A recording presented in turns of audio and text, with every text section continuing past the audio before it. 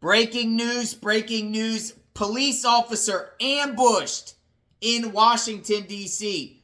Ladies and gentlemen, a deranged individual was driving down the street in Washington, D.C. and plowed their vehicle right into a police cruiser, got out of their vehicle, and then went over to the driver's side window of the police cruiser and took a knife out and tried to steal the officer's gun, and then was wielding a knife. And then the officer, tried to escape and then turned around and shot and killed the suspect. Crazy times in Washington, D.C. I want to give you some details here. This comes just hours after two masked individuals got into some sort of shootout with police and escaped. So it's some Wild West stuff going on in D.C. Let me give you some details here, and then we'll further discuss. Check it out.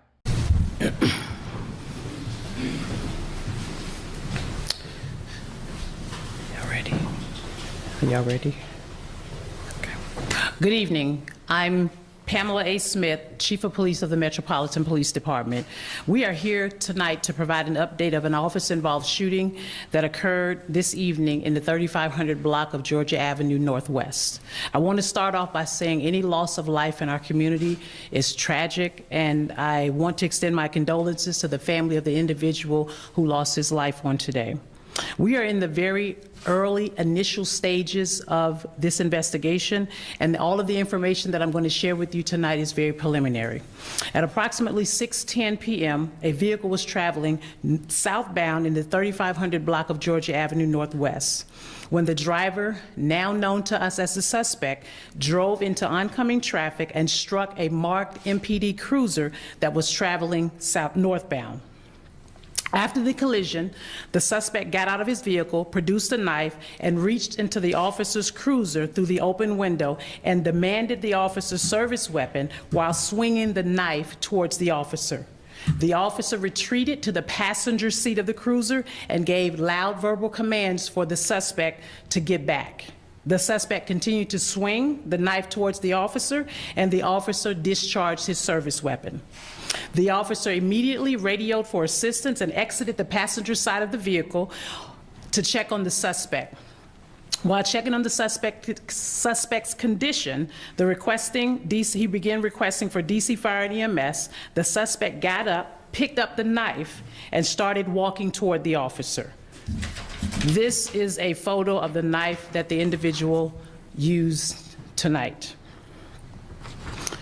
The officer gave the suspect additional commands to drop the knife. The suspect refused to drop the knife and entered another police cruiser that was further in the block. Officers called for additional units and requested a shield while giving loud commands to the suspect to get out of the cruiser. After multiple commands, the suspect gets out of the cruiser while still armed with the knife. The suspect then approaches a vehicle occupied by a woman in the parking lot of the laundromat. He opened the driver's door of the vehicle while still armed with the knife in his hand and attempted to carjack the vehicle. At this time, one of our officers discharged their service weapon at the suspect, striking him. Officers immediately began providing first aid while providing care until DC Fire and EMS arrived on scene. Despite all life-saving measures, the suspect was pronounced on scene. Agents from our Internal Affairs Division are on the scene conducting the investigation in conjunction with detectives from our Investigative Services Bureau. The case will be independently reviewed, as they always are, for these types of incidents by the United States Attorney's Office. This is yet another reminder of the daily dangers that our officers face protecting the residents and visitors of our city. Thankfully, none of the officers were injured, nor was the occupant of the vehicle injured. The two officers who discharged their service weapons have been placed on administrative leave per departmental policy. At this time, I'll take any questions you may have. Yes, sir. Chief, do you have any insight into whether this was connected to the incident earlier today near the Georgia Avenue Metro Station? It was not connected at all. This is a totally separate incident. Was Was anyone from Department of Behavioral Health or Crisis Intervention called to the scene at any point before the shots were fired? And I think that's still under investigation as to what other resources may have been requested at that time. As I stated, you know, the individual gets out of the car, he's really enraged, and actually makes comments to the officer about hitting his car during that collision, and it just kind of escalated from there. Chief, is there anyone who can give a timeline as to how fast this happened? It sounds like it was. Very quick. I can tell you it's very quick, but it's still, when we bring all of the video footage and the body-worn camera together, we'll be able to get a better timeline as to when. We know when it occurred, but to the approximate time period for how long it took for him to walk back to the car, how long it took for him to get out of the police-marked car, how long it took for him to walk over to get to the vehicle that the woman was seated in. So we'll be able to have a better timeline once we complete the investigation. Minutes, not an hour. No, not hours. Yes, ma'am, that's correct. There were a lot of details, so forgive me if you want to. Any injuries to officers or that other woman who was involved in this, or not really involved, but you know what I'm saying? Well, I believe she was involved in it. I mean, to know that someone has a knife in his or her hand and approaches her vehicle while she's seated in the car, I mean, yeah, that she was definitely involved. And there were no injuries to her, thankfully, and no injuries to our officers. Was the suspect who was shot, was he pronounced at the scene or brought to a hospital? He was pronounced at the scene.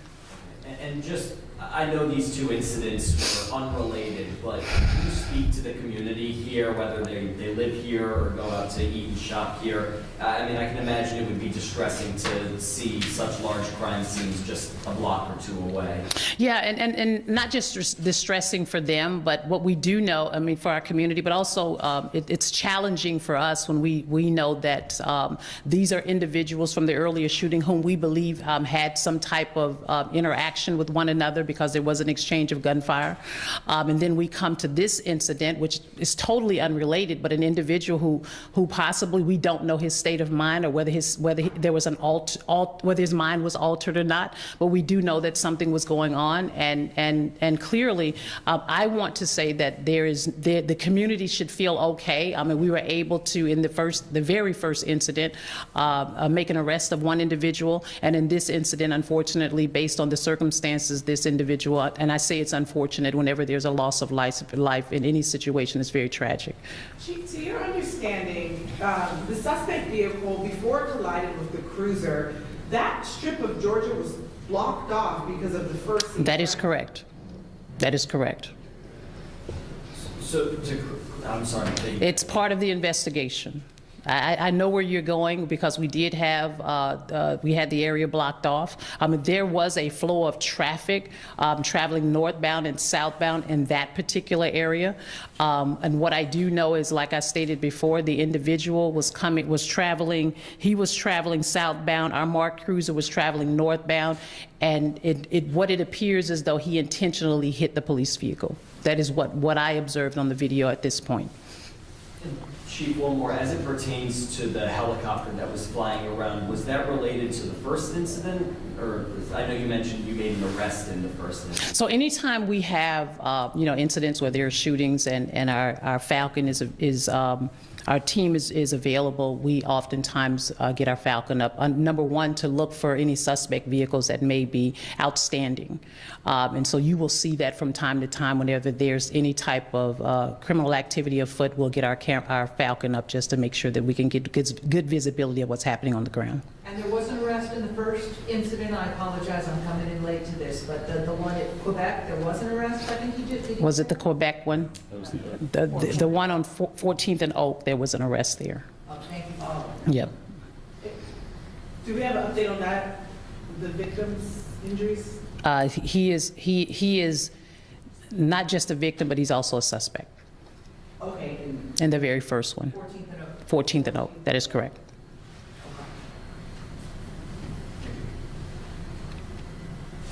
Thank you, Chief. Are you good?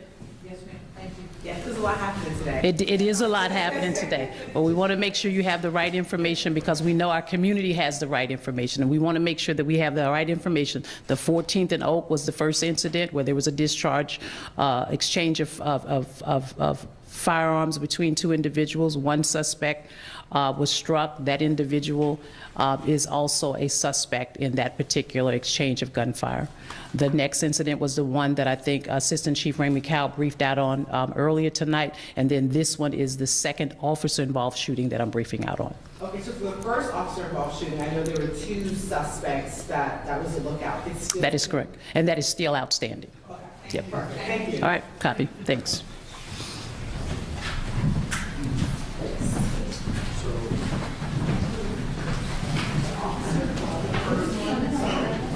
Don't forget, everyone, there has been so many shootings in Washington, D.C. Just last weekend, 3 people murdered. And a week before that, someone shot at Union Station in Washington, D.C. And then you heard about these 2 incidents that happened today. Wild, wild stuff.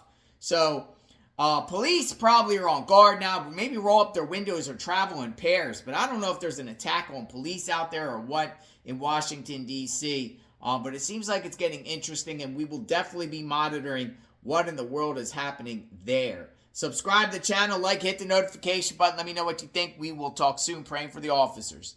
DC residents, stay safe out there. Stay tuned.